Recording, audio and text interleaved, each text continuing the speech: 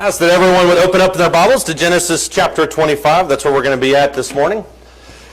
Genesis chapter 25. As was mentioned, we do have visitors in the audience. It's always good to have you with us no matter your reason for being here. But I also am happy just to see a large group of ours back. It seemed like last week everybody was on vacation except for me. And so that made me a little bit jealous, maybe a little bit angry. But everybody's back now, which is great. Everything is right with the world. We can all be friends again. Some of you may know this, but about a year ago I started a blog. Some of you have talked to me about it just kind of in passing, but the blog was kind of a personal project that I had for various types of reasons. But one of the things that I wanted to do with this blog was I wanted to blog the entire Bible. And yes, I'm familiar that will probably take me the better part of a decade, if not my entire life. But to kind of just go through all the different parts of it. I'm officially, if you want to know more about this, ask me, because I'll talk to you about it for hours. I'm officially 180 blogs deep on this thing, and there's people that read it from various places, and that's kind of been an entity unto itself. But one of the things that I love about doing that is I go through the entire Bible and look at places that I sometimes overlook. And I don't mean that intentionally. None of us intentionally just skips over chapters. But what it has forced me to do is really slow down and examine certain parts of Scripture, things that I have jumped over, things that I've just completely missed, and really analyzed on a deeper level. And one of the big surprises to me has been the story of Jacob. Most of us are familiar with the story of Jacob. He has a brother named Esau. We're going to talk about him in just a second.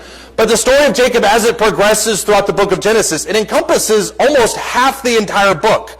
And it ends in the very last chapter with his death. And so the story of Jacob goes quite a ways, and there's ups and downs. There was so much that I even thought very briefly about doing an entire quarter's Bible class just on the story of Jacob. Might still do that, might not. I don't know. I'll leave that up in the air. But one of the most foundational stories, in my opinion, is this story of Jacob and Esau. That's where it all begins in Genesis chapter 25. And you're probably familiar with the story. You know about the soup escapade, or the soup issue, if you would. Genesis chapter 25, starting in verse 27. It says, when the boys grew up, Esau became a skillful hunter, a man of the field, but Jacob was a peaceful man, living in tents. Now Isaac loved Esau because he had taste for game, but Rebekah loved Jacob. There's some parental issues at play there, favoritism happening.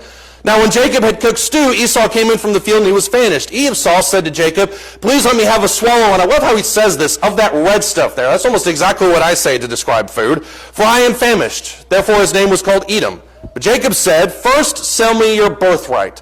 Now this is a loaded verse. And what I think is fascinating about this verse is there's so much I think that goes into the backstory of this. If you think about them in the womb, this kind of competition that existed. But how does Jacob get to the point where he's demanding a birthright from his older brother in exchange for a bowl of stew? And that's stuff we can talk about at length. That's things that I think about. Verse 32, behold, Esau says, I'm about to die. So what use then is the birthright to me? And Jacob then said, first swear to me. So he swore to him, sold his birthright to Jacob. Then Jacob gave Esau bread and lentil stew. Must have been a fantastic meal. We ate and drank, rose and went on his way. And then here's the pivotal phrase. Thus, which talks about something that just happened, thus Esau despised his birthright. It's hard to know what's happening in this family dynamic. It's hard to know exactly what's taking place here. But essentially what you have here is somebody who was blessed with something of extraordinary power. And if you follow the rest of Genesis, see Jacob, you know what I'm talking about. Somebody who has been blessed with just an extraordinary gift.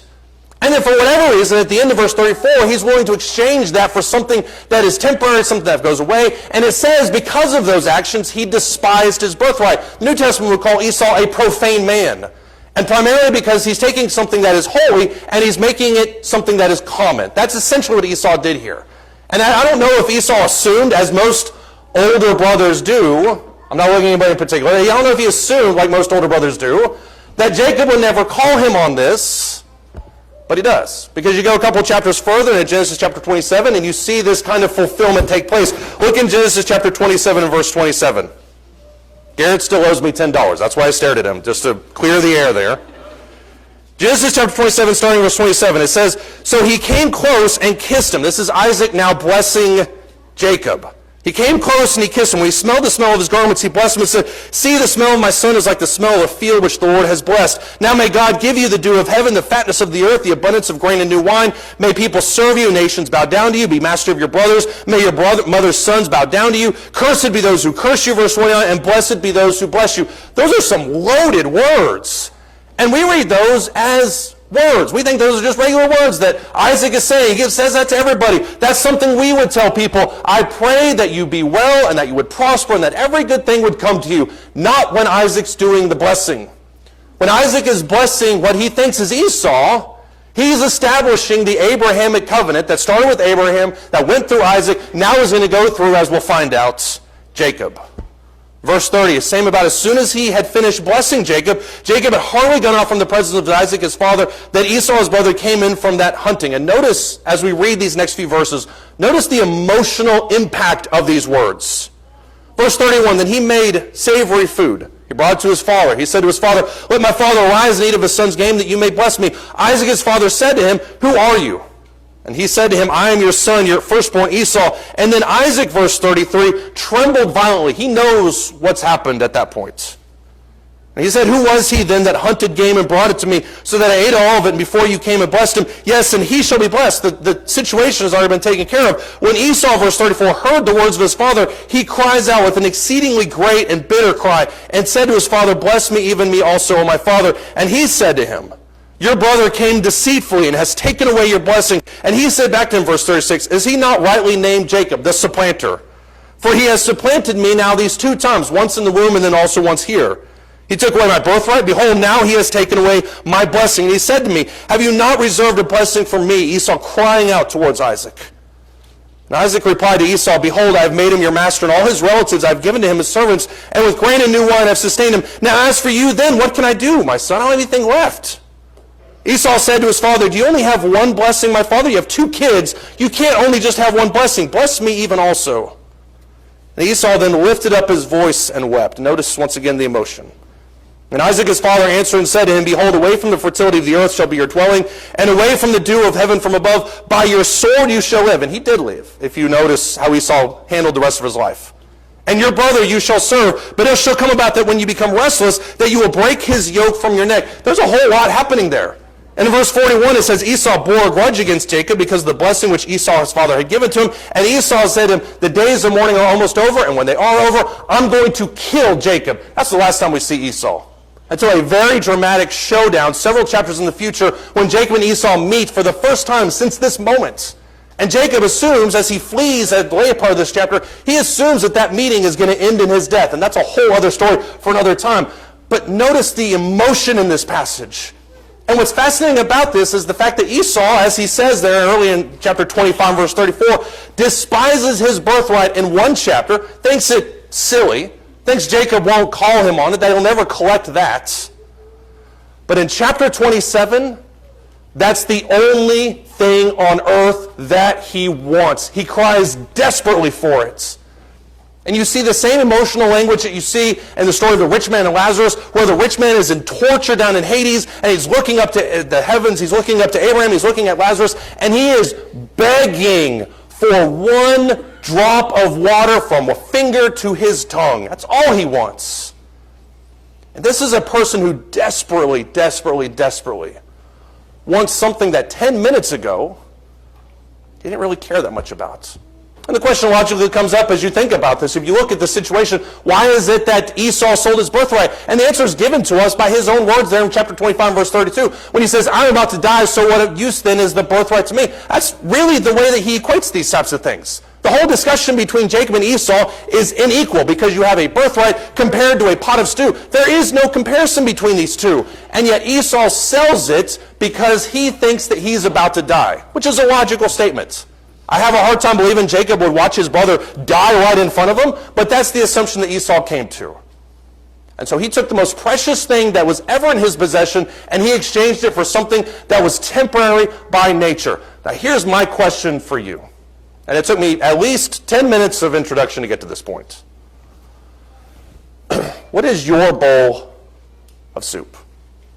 And as I say that, hopefully you can make the metaphor that I'm looking for here. Because when we talk about Esau, we're talking about somebody who gave up something that was so powerful, so important, so holy, so righteous, so meaningful in his life. And he exchanged it for something that was not. And all of us, I would argue, have something like that in our lives. As we've talked about several times in sermons and Bible classes, I don't think many of us have a problem with 97, 98, 99% of Scripture. Most of what Jesus asks us to do, we can do it. There's some grumbling involved, sure. There's some There's some effort involved with that, sure. But there are, I would argue with all of us, there's one sticking temptation that we don't really want to give up. And we will defend it to its very core. That's what I'm talking about this morning. What is the one thing that you will do, that you will defend to the very most, even to the point of giving up your salvation? Hebrews 2 talks about this. You don't have to go there if you don't want to, but Hebrews 2 talks about this, about the power of Jesus' sacrifice, and he says that the whole point of Jesus' sacrifice, at least alongside some other things, was to free those who through power of death were subject to slavery all their lives. There's a fear of death. Esau, there's a fear of death that all humans have. And because of that fear, we're willing to do some really fantastic things in order to preserve life. That's where Esau was at this point. Esau was willing to sell everything that was important to him because it meant that his life could be saved. That was his bowl of soup. What's your bowl of soup? I'm not new to this whole thing. When I talk to people, when I examine my own heart, I understand totally well how simple it is. I'll talk to people, and I'll get so far with them. We'll talk about all these other things, and then there's always the but yeah, or the but this, or but I can't do that. And there's always that one thing. That's their bowl of soup.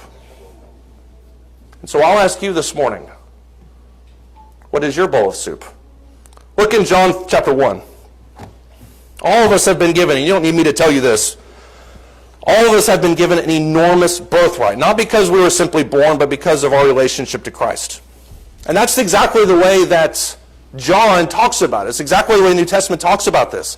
He doesn't talk about salvation in terms of I hope, or I might make it, or I'll stumble around and find it. That's not how he talks about it. The Bible talks about salvation in terms of birthright for every human citizen or every human person on this earth as long as they're obedient to God. John chapter 1, listen to how he talks about this. He says in John chapter 1 verse 9, there was the true light which coming into the world enlightens every man. He was in this world, and the world was made through him, and the world did not know him. He came to his own, and those who were his own did not receive him. That was the Jews' birthright. That's what he's talking about there in verse 12. The Jews' birthright was to be the first ones to hear about the Messiah. That's why the New Testament talks about to the Jew first, also to the Greek. That was their privilege. Paul talks about that in Romans. But as many as he received, verse 12, to come to him, to them he gave the right to become children of God, even to those who believe in his name, who were born not of blood, in other words, not Jews necessarily, nor of the will of the flesh, nor of the will of man, but of God. That wasn't something that we determined for ourselves. That we make the decision to receive salvation and to be obedient to him, but it's not like anybody walked up to God and said, you know what we all need? We all need salvation. God decided that. Every single person in this building and outside this building has the birthright to become children of God. A lot of people exchange it. And as you talk to your friends and as you talk to some of your family members, even people that you would hold very close to yourself, you see this. If you've ever talked to them about becoming a Christian, I guarantee you they will follow you up to a certain point. And then there's that point where they just can't listen any longer. For the Jews in John chapter 6, it was when Jesus started talking about eating his flesh and drinking his blood. They didn't care about the spiritual meaning of that. The only thing they cared about is that this was somebody who appeared to be crazy. Go to Romans, the 8th chapter. Same point that Paul makes here, Romans chapter 8.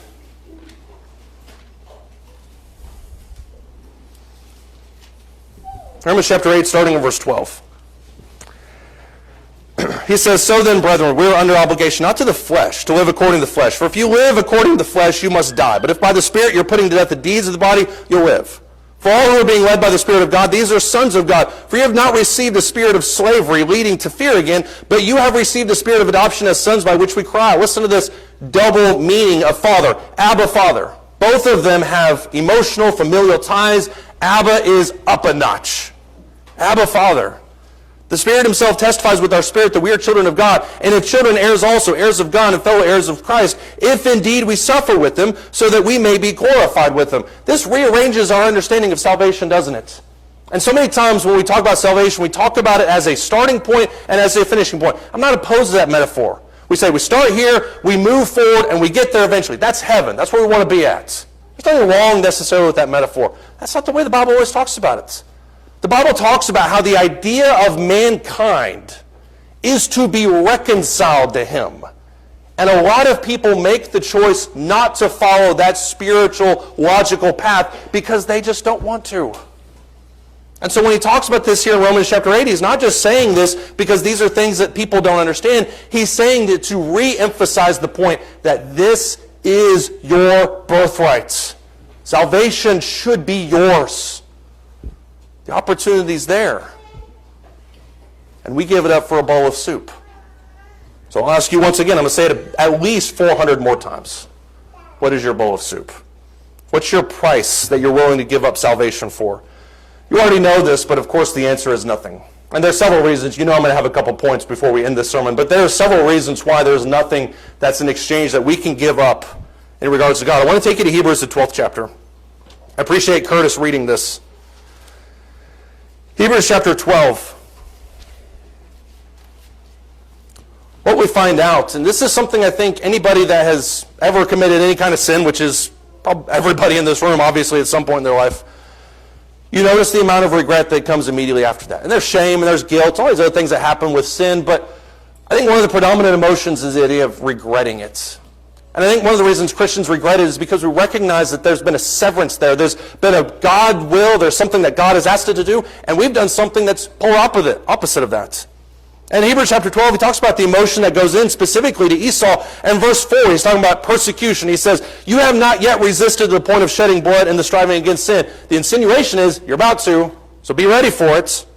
Verse 5, you have forgotten the exhortation which is addressed to you as sons. My son, don't regard lightly the discipline of the Lord, nor faint when you are reproved by him. For those whom the Lord loves, he disciplines, and he scourges every son whom he receives. It is for discipline. These are good things.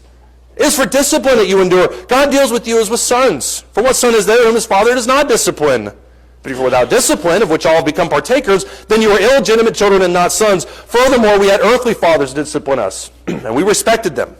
Shall we not much rather be subject to the Father of spirits and live? For they disciplined us for a short time as seemed best to them, but he disciplines us for our good, so that we may share his holiness. Verse 11, all discipline for the moment seems not to be joyful, but sorrowful, yet to those who have been trained by it, afterwards it yields the peaceful fruit of righteousness. Why are we talking about persecution? Because for some people, persecution is their bowl of soup. There are some people sitting in this building right now that will follow God forever, until the moment that it becomes a threat to their life, to their existence. And before you say, that's not me, that would never be me, that's exactly what Peter said. Peter said, I will follow you to death. And then when Jesus is on a cross, where was Peter? He's hiding, probably picking up the ear that he sliced off of some guy earlier. He wasn't there. And so if you're sitting here this morning, you're saying, well, that's not me, Brady. I'll follow God forever. Persecution will never stop me. I encourage you to take a deep look inside your soul to ask yourself if that actually is true. But it follows the same train of thought that we're talking about this morning. Verse 12, the companionship of other people. When we see people slipping, strengthen the hands that are weak. Verse 12, the knees that are feeble. Verse 13, make straight paths for your feet, so that the limb which is lame may not be put out of joint, but rather be healed. Verse 14, pursue peace with all men, and the sanctification without which no one will see the Lord. And then, as we observe other people's lives, verse 15, see to it that no one comes short of the grace of God, that no root of bitterness, this is the key phrase here, that no root of bitterness springing up causes trouble, and by it many may be defiled. The reality or the belief that maybe we're not worthy of God, that I'm angry at God, whatever it may be. And that there be no, verse 16, immoral or godless person like Esau, who sold his own birthright for a single meal. Not even a buffet. He didn't even get to go back for seconds. He sold it for a single meal. And arguably the most impactful verse in this section. For you know that even afterwards, when he desired to inherit the blessing, he was rejected. For he found no place for repentance, though he sought for it with tears. It is going to be the saddest sight on Judgment Day, next to our own destruction, if that's where we're found against God. But the saddest sight is going to be hearing the wails from people that we know or that we love that had every opportunity in the world to come to God and yet chose not to.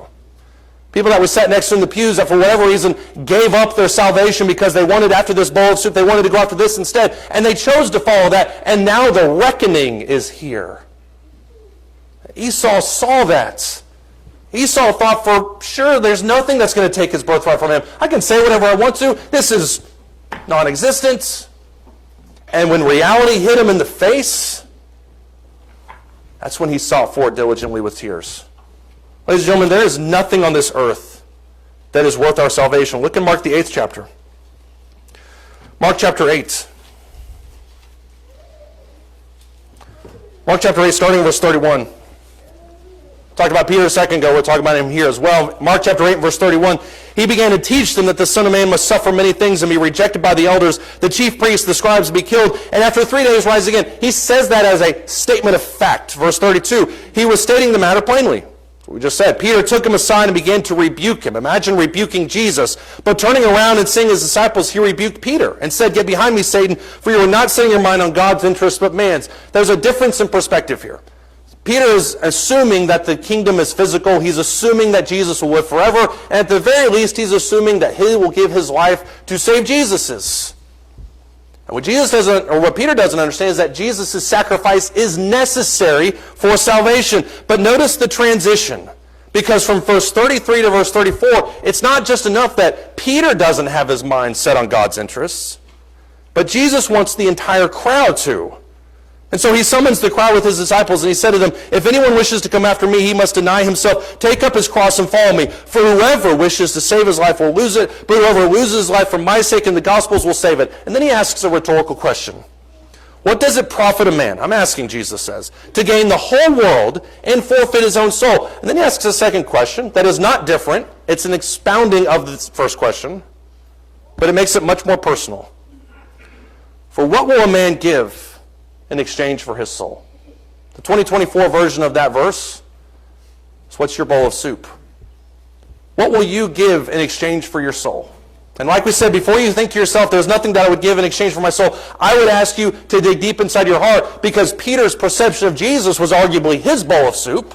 He was willing to follow Jesus whatever it took, as long as he thought there was a logical, physical outcome of that. Once Jesus deviated, quote unquote, from that plan, that's when Peter re-examined it. That's why Jesus says the phrase, "I don't know the man." He doesn't know that Jesus. His bowl of soup was Jesus as the leader of a physical kingdom in Israel. And there's a lot of people today who have that same bowl of soup. They're willing to follow Jesus wherever he goes, as long as it results in some kind of physical kingdom on earth. That was Peter's. What's yours? I know this from personal experience, that soup eventually gets moldy. And that's really the downside of all food, is the temporary nature of it. And I put moldy because that evokes hopefully an image in your mind that makes you want to throw up. Not right now, but wait till later. But in Psalm 49, he talks about the temporariness of anything.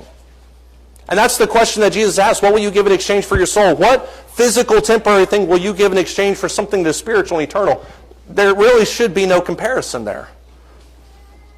But in Psalm 59, verse 5, he says, "Why should I fear in days of adversity? When the iniquity of my foes surrounds me, even those who trust in their wealth and they boast in the abundance of their riches, no man can by any means redeem his brother or give to God a ransom for him, for the redemption of his soul is costly." It requires the sacrifice of God. And he should cease trying forever, that he should live on eternally, that he should not undergo decay. I'm reading stories in the news right now of these big tech CEOs that are spending millions of dollars trying to reverse the aging process. When I was a kid, it was people that cryogenically froze in their bodies so they eventually could be reborn in the future at some point. This fascination with delaying death or ending death is really intricately woven into our DNA, it seems like. And what he says in verse 9 is that people need to cease trying to live on forever. Cease trying to not undergo decay. For he sees, verse 10, that even wise men die. I don't know if I'm allowed to use this word, but I'm going to say it anyways. The stupid and the senseless alike perish. I'm going to hear about that in the car ride home. And they leave their wealth to others. And their inner thought is that their houses are forever and their dwelling places to all generations. They have called their lands after their own names. But man in his pomp will not endure. He is like the beasts that will perish. It doesn't matter what you attain for your life. And I'm not saying be lazy. I'm certainly not saying don't pursue passions and hobbies and things that you really want to pursue.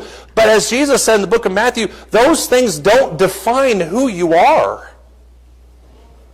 It's your soul and your relationship with God that defines who you are. I heard somebody say in a podcast a while back, and I think I've used this illustration before, but it's worth repeating. He said, at one point in time, Queen Elizabeth owned, because of the virtue of the British Empire, virtue is an iffy word there, but by virtue of the British Empire, she owned roughly 1/5 of the entire world. And I would bet you, he said, that you haven't thought about her name in the last month. Think about that. This is a woman who literally had everything. And you, people like you and I who are Americans, and I'm sure there's some issues there with the whole national independence and rebellion thing, but people like you and me who are Americans, it doesn't even come onto our radar. And we trick ourselves into thinking that the things that we build and accumulate and desire for our life in this world are going to last forever, when in reality, you and I both know they're not. Esau knew that. Esau knew that that soup was going to be gone. And yet he gave it up anyways, because inevitably, the hunger comes back. In John the 6th chapter, starting in verse 35, he's talking to people who, as we mentioned earlier, are very physical in mind. In John chapter 6, starting in verse 35, Jesus uses this illustration of food. I don't think he's paralleling it with Esau and Jacob by any means, but he uses a food metaphor to describe his relationship with them. And Jesus says to them, I am the bread of life. He who comes to me will never hunger, and he who believes in me will never thirst. Think about the impact of that statement, what Jesus is getting at. But I said to you that you have seen me, and yet you don't believe. And all that the Father gives me will come to me, and the one who comes to me I will certainly not cast out. For I have come down from heaven, not to do my own will, but the will of him who sent me. This is the will of him who sent me, that of all that he has given me I lose nothing, and I raise it up on the last day. For this is the will of my Father, that everyone who beholds the Son and believes in him will have eternal life, and I myself will raise him up on the last day. That's what Jesus is asking for. That's what he's giving you. And when he uses the phrase, I am the bread of life, he's not saying that I am the manna that came down from heaven. He's not making some weird spiritual archetype back to Moses' time period. He's making a metaphor, but he's not saying that's what he was. He's saying everybody that eats a meal, that bowl of chips and hot sauce that we're all about to consume in about 45 minutes, that's going to go away. And your hunger will return with a vengeance before the sopapillas come out. And so when he says in this passage, I am the bread of life, he's arguing for the fact that if you take of me, you'll never hunger or thirst again. Will you be physically hungry? Yeah. That'll be taken care of. Will there be other things that you'll probably miss out on? Maybe. But the most primal, important part of your life, which is your soul, that's going to be fine. And you'll never be unsatisfied spiritually. You'll never be unsatisfied with God. You'll never be unsatisfied with the life that is given to him. So I'll ask you one more time. What is your bowl of soup? What is the thing that you're willing to follow God up until? Maybe for some people here this morning, it's your political beliefs. That's one of maybe 4 political statements I'm going to make in the next 5 months. Maybe your political beliefs. For some people, it may be your career. For some people, it may be family members who are apostate away from God and they're trying to drag you with them. And you'll put up with that to a certain extent, but after a while, you'll give into that, maybe, if that's your bowl of soup. Maybe for some of us, it's just laziness. We'd really love to come to God, but we think about how much work that takes and how much effort and how much struggle that entails, and we're not ready to make that type of commitment. So for you this morning, I ask you not only what is your bowl of soup, but to think deeply about what it actually is. Because I would guarantee you, if you asked Peter 100 times before Matthew 24, the last thing he thought he would do is ever forsake God. And that's exactly what he did. He came back, but that's exactly what he did. And if the bowl of soup is keeping you from following him, if you've given into that, you've exchanged it, I'm here to tell you right now, you can make that exchange back. You don't have to seek for it diligently with tears. You can come back. You can humble yourself. You can repent, and you become a child of God. We ask that you come while we stand and while we sing.